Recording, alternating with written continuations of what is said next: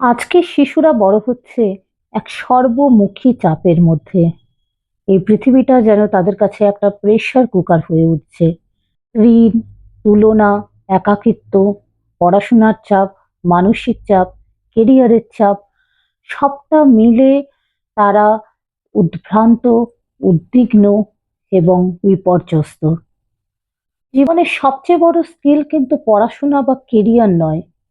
জীবনের সবচেয়ে বড় স্কিল হলো নিজের আবেগ বুঝতে পারা, আর একেই বলে ইমোশনাল ইন্টেলিজেন্স। এবার আসি ইমোশনাল ইন্টেলিজেন্সের ব্যাখ্যায়।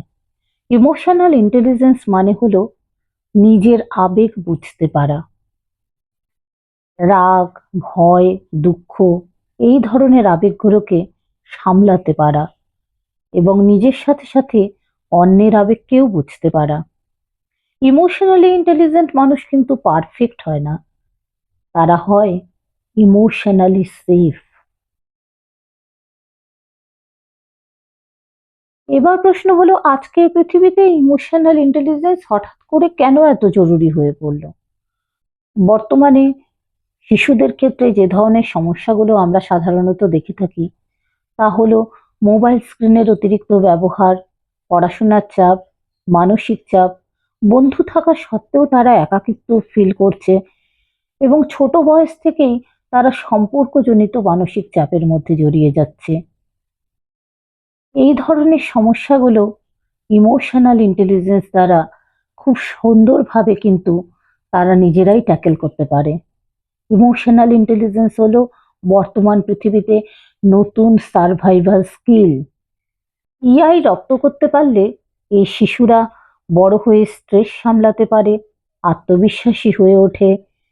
এরা নিজেদের এবং অন্যের আবেগ বুঝতে সক্ষম হওয়ায় ভালো সম্পর্ক তৈরি করতে পারে, যে কোনো পরিস্থিতিতে সহজে ভেঙে পড়ে না এবং মানসিকভাবে শক্ত তৈরি হওয়ায় কঠিন পরিস্থিতিতেও কিন্তু এরা খুব সুন্দরভাবে সারভাইভ করতে পারে। অনেক বাবা মা ভাবেন আবেগ বোঝা শুরু হয় শিশুদের স্কুল জীবন থেকে। আসলে কিন্তু তা নয়। একটি শিশুর জন্মের পর থেকেই তার আবেগ বোঝার যাত্রা শুরু। আজ কথা বলবো 0 থেকে 3 বছর বয়সী শিশুদের কিভাবে আবেগ শেখাবেন। প্রথম পয়েন্ট, ইমোশনাল লেবেলিং, অর্থাৎ আপনার শিশুর অনুভূতির নাম দিন।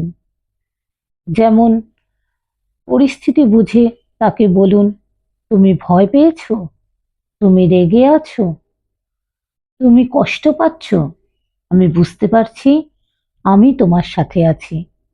যে জিনিসের আমরা নাম দিতে পারি সে জিনিসকে কিন্তু সামলানো সহজ হয়। ছোট শিশুদের ক্ষেত্রে আমরা কি বলে থাকি? কাঁদবে না, রাগ করবে না, একদম এরকম বলবেন না। বরং বলুন, তুমি আপসেট, আমি বুঝতে পারছি। তোমার এখন কান্না পাচ্ছে, কান্না পাওয়াটা তো স্বাভাবিক। এতে শিশু বুঝবে তার আবেগের গ্রহণযোগ্যতা আপনার কাছে রয়েছে। 0 থেকে 3 বছর বয়সী শিশুরা নিজের আবেগ সামলাতে পারে না, তারা আপনাকে দেখে শেখে। তাই এই সময় তাদের সঙ্গে নরম গলায় কথা বলুন, আদর করুন, কোলে নিন, ধীরে ধীরে শ্বাস নিতে বলুন এবং আপনার ফিজিক্যাল টাচ তাকে ফিল করান। এতে সে নিরাপদ বোধ করে এবং ধীরে ধীরে শান্ত হয়ে আসে। এই বয়সী শিশুরা কিন্তু নিজে শান্ত হতে পারে না। নিজের শান্তি আনার আগে তারা আপনার থেকে শান্তি ধার নেয়। তাই আপনার এই সময়ে শান্ত থাকাটা ভীষণ ভীষণ জরুরি। খেলার মাধ্যমে ও মজার মাধ্যমে শিশুদের শেখান। যেমন বলুন, দেখো এটা হ্যাপি ফেস, আনন্দ হলে আমরা এইভাবে হাসি, দুঃখ হলে আমরা এরকম মুখ করে থাকি, এটা কিন্তু আমি রাগ করেছি। ভিডিও বা ছবি দেখিয়ে নয়, কিন্তু পরিবারের ব্যক্তিরা নিজেরা করে করে দেখান। ভিডিও দেখে বাচ্চারা কিন্তু অনেক বছর পর্যন্ত কথা বলতে শেখে না, কারণ ভিডিও বা ছবি দেখে মুখের প্রতিটি অঙ্গভঙ্গি বা আমাদের সমস্ত অনুভব গেস্টার ওরা ধরতে পারে না।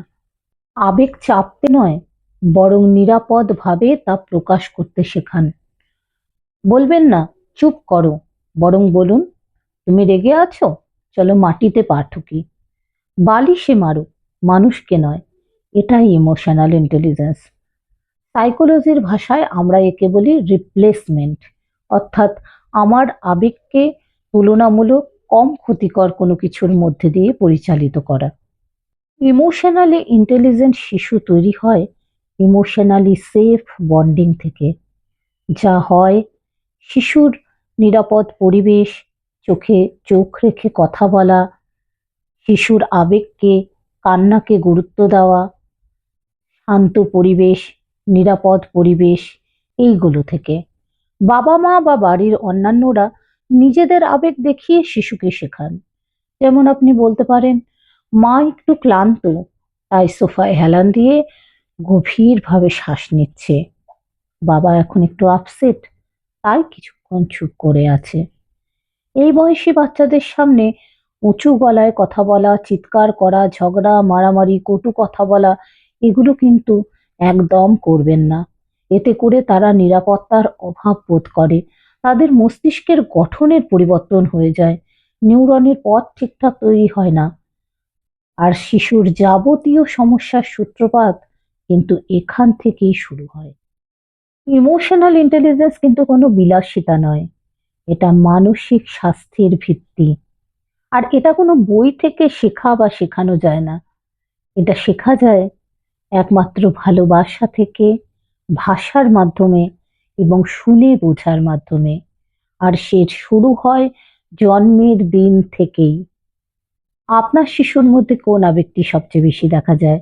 রাগ, কান্না, ভয় না জেদ? কমেন্ট করে আমাকে তা জানান। আজকে তাহলে এই পর্যন্তই। আসবো পরবর্তী ভিডিও নিয়ে। পরবর্তী এজ গ্রুপের শিশুদের ইমোশনাল ইন্টেলিজেন্স কিভাবে শেখাবেন এবং কিভাবে তা নিয়ন্ত্রণ করবেন। ততক্ষণ সবাই ভালো থাকুন, সুস্থ থাকুন এবং পজিটিভ থাকুন।